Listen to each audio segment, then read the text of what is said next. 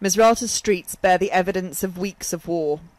Gaddafi's fighters may have been forced out of the centre of this city, but the scars of the battle are etched on every building.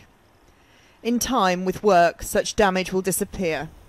It won't be quite so simple for the young victims, though. Children who don't realise what dangers now litter their streets. This the remnant of a rocket. He lost both of the hands. He has got... Ayman is 14, not injured by the fighting, but by the weapons left behind. He'd no idea he'd picked up a cluster bomb until it exploded. Almost every part of his body was injured by the blast.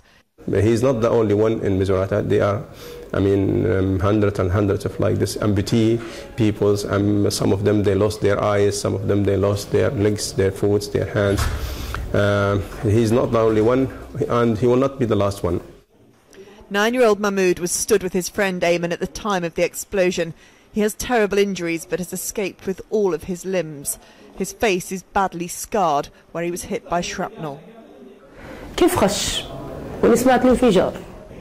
was a huge explosion, his mother tells us, then goes on to describe how after living in fear of the fighting, families are now terrified to let their children outside for fear of further injury.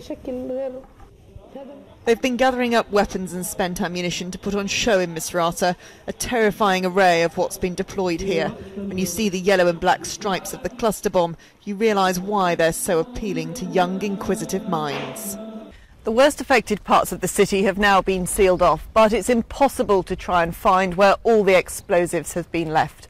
As a result, it is the youngest in society who will find them most interesting and pay the price for many years to come. Emma Murphy, ITV News, Tripoli Street, Misrata.